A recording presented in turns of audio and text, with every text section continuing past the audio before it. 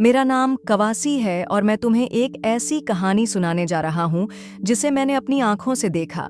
ये मेरे गांव नयाकरो की कहानी है, जहाँ हर चीज़ का अपना एक मतलब है, जहाँ लकड़ी की बनी हुई झोंपड़ियाँ, सरख मट्टी की गलियाँ और सुबह के वक्त परिंदों की चहचहाहट हमारी रोज़मर्रा ज़िंदगी का हिस्सा है।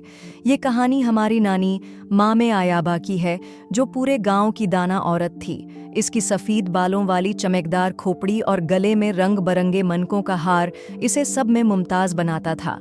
वो मनके जो इसके माजी, इसकी मोहब्बतों, इसकी दुआओं और शायद उसके राजों के अमीन थे। हर शाम गांव की औरतें और बच्चे उसके गर्द जमा होते और वो अपने मीठे लहजे में पुरानी कहानियां सुनाया करती। मगर इस रात, जब चांद आसमान पर अपनी रोशनी बिखेर रहा था, कुछ गैर मामूली हुआ थी। हवा। नानी की आवाज कांप रही थी और अचानक उसका मनकों का हार जमीन पर गिरकर टूट गया।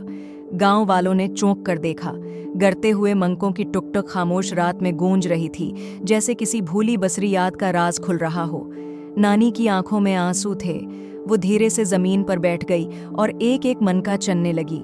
हर मनका एक कहानी थी और हम सब जानना चाहते थे कि आज वो कौन सी कहानी छिपाने की कोशिश कर रही थी। ये मनके मेरे माजी के गवाह हैं, नानी ने आहिस्ता से कहा।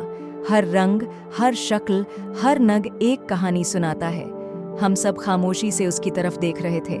ये सबसे पुराना मनका देख रहे हो? उसने एक सियाह रंग का चमकदार मनका उठाया। ये मेरे बचपन का है, जब मैं अपनी माँ की गोद में खेलती थी।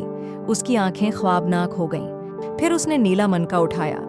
ये मेरे भाई का है, जो दरिया में बह गया था। इस दिन आसमान भी ऐसे ही नीला था जैसे ये मनका। मैंने ये इसी दिन पहन लिया था ताकि कभी इसे न भूलूं। नानी की आवाज भारी हो गई।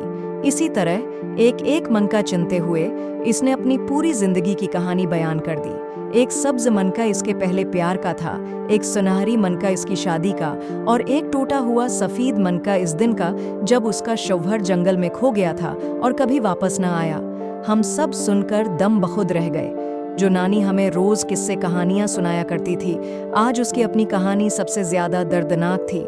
जब उसने आखिरी मनका चुना तो वो मुस्कुरा दी। ये रहा मेरा आखिरी राज। उसने एक सरख मनका उठाया।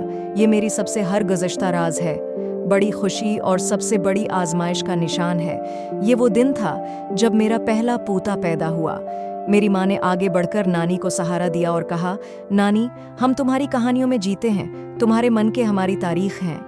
इस दिन के बाद गांव के सब लोगों ने अपनी अपनी जिंदगियों के खास वाक़यात को याद रखने के लिए अपने अपने मन के पहनना शुरू कर दिए।